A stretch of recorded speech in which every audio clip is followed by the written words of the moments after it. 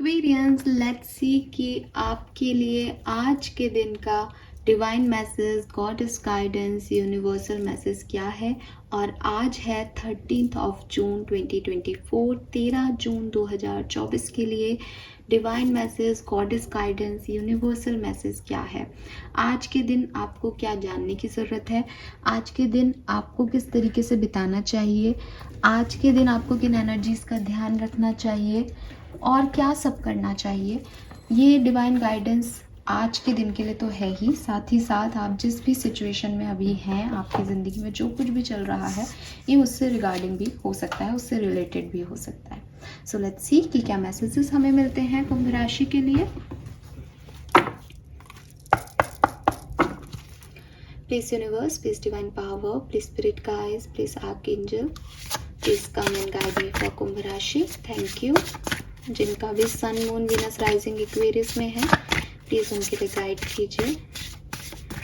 Thank you so much. Thank you archangels, thank you.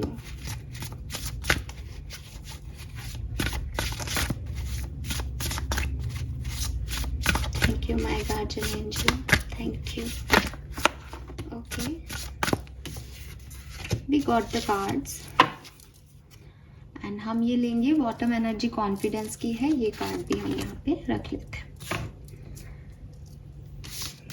Let's see कि क्या cards आए हैं यहाँ पे। आ ही नहीं रहे मेरे तो हाथ में ये कार्ड।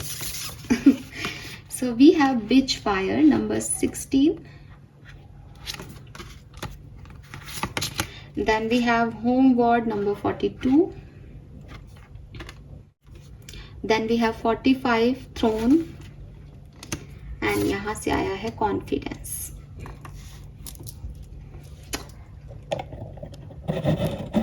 आई होप कि अब आपको कार्ड्स अच्छे से दिख रहे होंगे। सो आज के दिन का जो कलर है वो है पीला कलर, येलो कलर, ठीक है। तोते का कलर जो होता है वो भी हो सकता है, बिकॉज मुझे ये कार्ड की एनर्जी बहुत अट्रैक्ट कर रही है, ठीक है। आंखें खोलते एकदम से वही रिफ्लेक्ट हो रहा है। तो वैसे तो येलो ही दिखा है, लेकिन ये भी एक शेड हो सकता है। देन नंबर्स की अगर मैं बात करती हूँ तो मुझे 2 नंबर दिखता है, 7 नंबर दिखता है। यस, 2 और 7 नंबर यहाँ पे सिग्निफिकेंट हो सकता है। कार्ड्स में जो नंबर है वो है नंबर 42 या नंबर 6, नंबर 23 या नंबर 5, नंबर 45 और नंबर 9 एंड नंबर 16 जो कि 7 नंबर बनता है। मैंने आपको बता दिया। नाउ मैसेजेस की तरफ बढ़ते हैं। 13 जून 2024 एक्वेरियस डिवाइन मैसेजेस क्या हैं। देखिए, मुझे ऐसा लगता है कि जो लोग मेरी रीडिंग देख रहे हैं आज, वो सिंगल एक्वेरियस हैं, ठीक है। या आपके साथ कुछ ऐसा हुआ है कि आप बड़े अकेले पड़ गए हो इस पर्टिकुलर टाइम पे। एंड हो सकता है आप में से कुछ लोग अपने आप को क्रिटिसाइज कर रहे हैं कि हमने ये जो अकेलापन हमें मिल रहा है, ये जो तकलीफ में आज हम हैं कि हमारे पास कोई नहीं है, इसके जिम्मेदार हम हैं। और एक नेगेटिविटी है आप में कि हमने हमारी लाइफ खराब कर ली। कुछ क्रिटिसाइज कर रहे हो आप अपने आप को। अगर नहीं कर रहे हो तो डेफिनेटली मैसेज आपके लिए नहीं है, लेकिन मुझे यहाँ पे जो एनर्जी मिल रही है, मुझे ऐसा लगता है कि कोई अकेला है और वो अपने आप को क्रिटिसाइज कर रहा है। अपने अकेलेपन का जिम्मेदार वो अपने आप को मान रहा है। तो एक्वेरियस, यहाँ पे यूनिवर्स आपको कह रहे हैं, मुझे तो देखो गीता के कोई अध्याय, कई लोग होते हैं कि तुम अध्याय बता देते हैं कि फलाने पेज पे उस अध्याय में ये लिखा है, जाके पढ़ो। तो मैं अभी तक इतना तो मेरे में नहीं आया है, लेकिन आप गीता के किसी अध्याय में ये बात बिल्कुल हूबहू लिखी है जो मैं अब आपको बोलने वाली हूँ। वो ये कि कुछ भी आप नहीं कर सकते इस दुनिया में। अगर आप ये मानते हो कि ये मैंने किया है, ये मैंने कर दिया, ये मुझसे हो गया, तो आप गलत हो, ठीक है। तो जो करता है वो कर रहा है क्योंकि वो होना है, राइट। तो अर्जुन को कृष्ण भगवान ने यही कहा है कि तुम नहीं मार रहे हो अपने लोगों को। और तो क्योंकि अर्जुन ये परेशान हो रहा था कि मैं अपने ही घर वालों पे कैसे जो है प्रहार कर दूं, और कितने अच्छे हैं वो लोग, कितना प्यार दिया है उन्होंने बचपन में मुझे, मैं वो सब भूल जाऊं, और क्योंकि ये युद्ध चल रहा है तो मैं उन्हीं को मार दूं, ये क्या है, मैं अपने घर वालों का नाशक बन जाऊं। तो कृष्ण भगवान ने यही कहा कि तुम होते कौन हो मारने वाले, तुम होते कौन हो बचने वाले, कि तुम्हें क्या लगता है कि तुम बहुत वीर हो कि तुम किसी को मार दोगे। मैंने तुम्हें चुना है कि तुम मार सको, तुम उस वीरता का टैग ले रहे हो, ले लो। ये कोई इंसान तो है नहीं कि इंसान तो ऐसे कहता है कि काम मैंने किया है तो इसका क्यों श्रेय इसको क्यों दे दूं। लेकिन भगवान तो श्रेय दे सकते हैं, भगवान तो कहते हैं कि ठीक है श्रेय तुम्हें मिल रहा है ले लो, लेकिन कर तो फिर भी मैं ही रहा हूं। और एक सबसे अच्छी चीज आपको पता है क्या, जब महाभारत का युद्ध हुआ, ये मैंने एक प्ले देखा था एक्चुअली, ठीक है, एक प्ले मैंने रिसेंटली देखा है, और ये उस प्ले में मैंने देखा था, तब मैंने उस चीज़ को जाना, और जब अपने फादर से कन्वर्सेशन किया तो मैंने उसको और समझा सिचुएशन को, क्योंकि उनके कॉन्सेप्ट्स बहुत क्लियर हैं इस चीज़ में। तो उस प्ले में था कि जब ये सब कुछ हो गया, पूरी कहानी ख़त्म हो गई, महाभारत का युद्ध ख़त्म हो गया, तो गांधारी ने श्राप दिया। तो श्राप किसको मिला? अर्जुन को श्राप थोड़ी मिला, श्राप मिला कृष्ण को, जिनका कोई लेना देना ही नहीं था इस युद्ध में। दो भाइयों के बच्चे आपस में लड़ रहे थे, उन्होंने लड़ाई की, उन्होंने एक दूसरे के साथ द्वेष रखा, उन्होंने गलतियां की, कृष्ण ने तो सिर्फ सारथी बन के साथ दिया।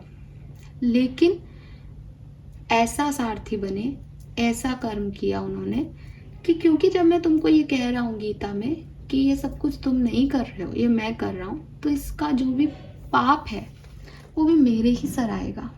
तब गांधारी ने सिर्फ कृष्ण को ही श्राप दिया था कि तुम्हारा परिवार भी फलेगा फूलेगा नहीं, और कृष्ण भगवान ने उसको एक्सेप्ट किया।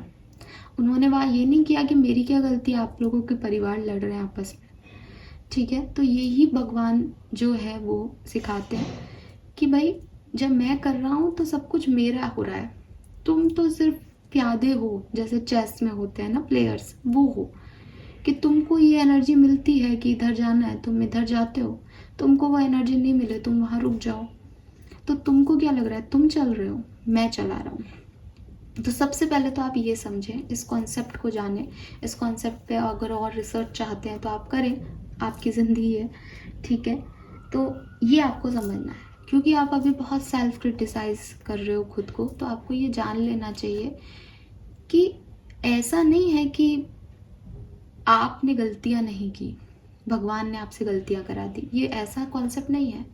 ये कॉन्सेप्ट ये है कि सामने वाले की लाइफ में अगर आपने कुछ कर दिया है, आपकी वजह से कुछ आपको लग रहा है कि मेरी वजह से ये हो गया, वो वजह आप नहीं हो, वो होना था, ठीक है। आपने जो बुरा कर्म किया है वो कोई ऋण था जो उतर गया, अगर आप उससे ज़्यादा करोगे तो वो आपके ऊपर प्रारब्ध बन जाएगा, अगर आपने उसका ऋण उतार दिया तो वो आपने ऋण उतार दिया। आप यहाँ पे कहीं पे भी हीरो या हीरोइन या बेसिक मेन कैरेक्टर में नहीं हो, यहाँ जो करता है वो क्रिया नहीं कर रहा, क्रिया कोई और करवा रहा है, ठीक है। तो ये चीज़ आपको समझनी है, जब आप इस चीज़ को, इस कॉन्सेप्ट को समझोगे तो शायद आप इस क्रिटिसिज्म वाले मोड से निकल जाओगे। दूसरा मैसेज आपके लिए ये भी है कि अगर आपको लगता है कि लोगों ने मेरे साथ बहुत गलत किया एंड मैं विक्टिम हूँ इस पूरी कहानी में, और मुझे नहीं पता मैंने पास्ट लाइफ में क्या गड़बड़ की थी, लेकिन मेरे साथ तो गलत हो रहा है, तो यूनिवर्स आपको कह रहे हैं कि तुम्हारे साथ गलत हो रहा है तो जाओ और गलत का जवाब दो। ये कलयुग है, गलत का जवाब देना तो उस समय कृष्ण ने अर्जुन को भी कहा था कि गलत का जवाब दो, है ना, तभी तो महाभारत हुई, द्रौपदी का चीरहरण हो गया और इतना कुछ वो दुर्योधन किए ही जा रहा था, तभी तो फिर एट द एंड ये बात हुई कि भाई युद्ध ही करो। जब समझाने पे भी कोई नहीं समझ रहा, मनाने पे भी कोई नहीं मान रहा, तो फिर क्या है अल्टीमेट रिजल्ट यही है कि आप युद्ध करो, जीतो। तो अगर कोई आपको बार बार परेशान कर रहा है, आप माफ़ कर रहे हो, वो फिर से आपको टॉर्चर कर रहा है, तो हर व्यक्ति आपकी पॉजिटिव एनर्जी के लिए नहीं बना है। तो आपको यहाँ पे उसको जवाब देना आना चाहिए या आपको जवाब देना चाहिए। आप सब लोगों के लिए खुशी या सब लोगों के लिए अच्छा नहीं कर सकते, ठीक है। तो यहाँ पे बिच फायर का कार्ड जो है वो यही है कि आप चाहे एक माचिस ही क्यों ना हो, लेकिन एक माचिस भी पूरे जंगल को जला सकती है। तो अपना वो रूप, अपना वो कॉन्फिडेंस ना खोएं कि आप इनफ हैं, आप सफिशिएंट हैं अपने साथ बुरा करने वालों को जस्टिस देने के लिए, या आप अपने साथ बुरा करने वालों को और नहीं सहेंगे। आपको विक्टिम नहीं बनना है, ठीक है। आपको किसी के साथ बुरा नहीं करना है, लेकिन अगर कोई बार बार आपके साथ गलत कर रहा है तो इतना करेज आप में होना चाहिए कि आप उसे बता सको कि ये मैं और नहीं टॉलरेट करूँगा या करूँगी, ठीक है। तो आप सबको खुश नहीं कर सकते, आप सबकी ज़िंदगी की लाइट नहीं बन सकते, और कुछ लोगों को आपकी लाइट चाहिए भी नहीं, उनको अपनी ज़िंदगी में वो चीज़ नहीं चाहिए। कहते हैं ना कि रावण को पता था कि वो मरने वाला है राम के हाथों, पर फिर भी वो कंटिन्यू करता रहा उस प्रोसेस को। क्यों? क्योंकि उसे भगवान के हाथ से मरने का मौका मिल रहा था। तो आप तो यही माने कि भैया अगर कोई बार बार तंग कर रहा है, मीन्स कि उसका काल मीन्स कि उसको सज़ा मिलनी है और आपको वो सज़ा उसको देनी है, ये ऐसा ही लिखा गया है। आप उसको ये मत माने कि मैं कुछ नहीं करूँगा या मैं कुछ नहीं करूँगी। अगेन मैं कह रही हूँ कि यहाँ कोई फिजिकल फाइट या किसी को नुकसान पहुँचाने की बात नहीं है। बात यह है कि मैं अपना प्रोटेक्शन कर रहा हूँ, मैं और नहीं इस चीज़ को टॉलरेट करूँगा या करूँगी, ठीक है। तो अगर कोई आपके साथ बुरा है तो उसके साथ बुरा करना गलत नहीं है। दूसरी चीज़ आपको कहा जा रहा है कि इस पूरे कहानी में कॉन्फिडेंस और थ्रोन है। थ्रोन का मैसेज है योर पोटेंशियल इज एंडलेस। कहीं ना कहीं सेल्फ वर्थ इश्यूज हैं, कहीं ना कहीं एक नई जर्नी की स्टार्टिंग तो करनी है और पता है कि इस नई जर्नी पे जाना है, लेकिन डर है कि पता नहीं मैं जा पाऊंगा या नहीं, पता नहीं मैं कुछ अचीव कर पाऊंगा या नहीं, क्योंकि सब कुछ एकदम अलग सा है। हो सकता है कोई नए शहर में ट्रांसफ़र मिला है किसी को, हो सकता है कोई बच्चा कहीं पढ़ने जा रहा है, हो सकता है कि सेम शहर में है, सेम घर में है, लेकिन माहौल बदल गया है।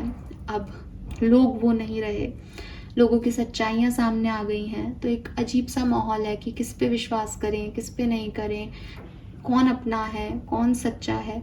तो अगर आप ऐसी जर्नी पे हैं और आपकी कहानी में यही प्रॉब्लम आ रही है कि समझ में ही नहीं आ रहा कि मैम वो कॉन्फिडेंस कहाँ से लाएं, अकेले से हो गए हैं, क्योंकि यहाँ पे सारे कार्ड्स ना मुझे एक अकेलापन सा बता रहे हैं आपके बारे में, कि चाहे आप दिखा रहे हो उस अकेलेपन को, चाहे आप नहीं दिखा रहे हो, बट आप अंदर से उस अकेलेपन को फील कर रहे हो, एक अनसर्टेनिटी को फील कर रहे हो कि अब आगे क्या होगा ज़िंदगी में, कैसे अकेला रहूँगा या कैसे अकेली रहूँगी इतना लंबे समय तक। तो ये जो सिचुएशंस हैं, इसमें आपको कहा जा रहा है कि अपना कॉन्फिडेंस मत तोड़ने दो। You have that power. आपको ये नहीं सोचना है कि मुझे किसी को अट्रैक्ट करना है या मुझे कोई चाहिए। आप अपने अंदर जो है काफ़ी हो, आपका जो पोटेंशियल है वो बहुत हाई है, आप कुछ भी अचीव कर सकते हो। आपको अपने अंदर का कॉन्फिडेंस हमेशा बना के रखना है।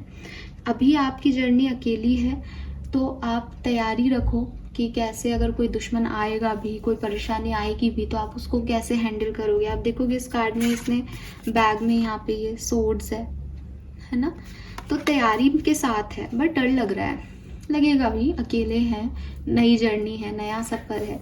तो वो डर भी अपनी जगह सही है, क्योंकि वो डर आपको कॉन्फिडेंस देगा, और ये डर आपको लगेगा कि इतना टाइम हो गया बट वो अभी भी वो कॉन्फिडेंस नहीं आ रहा, तो समय के साथ आ जाएगा। बस आप पूरी तैयारी करके रखो कि कुछ भी कभी भी आ सकता है, कुछ अच्छे भी लोग मिल सकते हैं, कुछ बुरे भी लोग मिल सकते हैं, क्योंकि आप एक जर्नी में हो। तो यहाँ पे ऐसा तो नहीं है कि अच्छा ही होगा।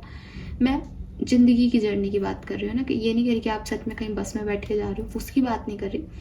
मैं कह रही हूँ कि आप ज़िंदगी की जर्नी में हो, तो आपको अच्छा भी मिलेगा, बुरा भी मिलेगा। आप बुरे के लिए भी तैयार रहें और अच्छे के लिए भी तैयार रहें, और अपने ऊपर डाउट मत करें, अपने अंदर कॉन्फिडेंस रखें कि आप आगे बढ़ जाएंगे, ठीक है। क्योंकि आपका पोटेंशियल जो है वो एंडलेस है। आपको जहाँ ख़त्म करती है लाइफ, आप वहीं से दोबारा रिबिगनिंग कर देते हो, और बार बार आपके साथ ऐसा हुआ होगा। So hats off to you. अपने आप को प्यार करें, अपने आप के साथ वक्त बिताएं, अपने आप के साथ रहने से डरे नहीं, ठीक है, अपने आप के साथ रह के ये नहीं कि मैं अकेला इसलिए हूँ क्योंकि मैंने ये कर दिया, नहीं, आपने उस अकेलेपन को चुना है। आप चाहें तो आज भी बाहर निकलें, अच्छे लोगों को अट्रैक्ट करें, अच्छे काम करें। जब आप अच्छा काम करते हो, जब आप पॉजिटिव होते हो तो अपने आप दुनिया आपसे अट्रैक्ट होती है। जब आप नेगेटिव होते हो, बुरे काम करते हो, गलत लोगों के साथ रहते हो तो अपने आप दुनिया के सारे रिश्ते आपसे टूटने लग जाते हैं। ठीक है, तो यही एनर्जीज का फ़र्क होता है कि जब आपको लगे कि मैं धीरे धीरे सबसे कट रहा हूँ तो समझ लो कि आप किसी नेगेटिव एनर्जी के कंट्रोल में आ गए हो। और जब आपको लगे कि मैं सबसे घुल मिल रहा हूँ तो समझ लो कि आप किसी पॉजिटिव एनर्जी के कंट्रोल में हो। तो अभी आपको जो अकेलापन लग रहा है वो अकेलापन नहीं है बेसिकली, ठीक है, वो आपने खुद ने चूज़ किया है। अपने अंदर कॉन्फिडेंस लाओ, इस जर्नी पे आगे बढ़ो, सब कुछ अट्रैक्ट कर लोगे। और अगर कोई आपका बुरा कर रहा है तो अपने लिए स्टैंड लो, उसका बुरा करने पे फोकस मत करो, लेकिन अपने लिए स्टैंड लो कि अब आप इस चीज़ को टॉलरेट नहीं करोगे। ये है आज के मैसेजेस, होप कि आपसे रेजोनेट होंगे guys. Thank you so much reading को देखने के लिए, बाय बाय।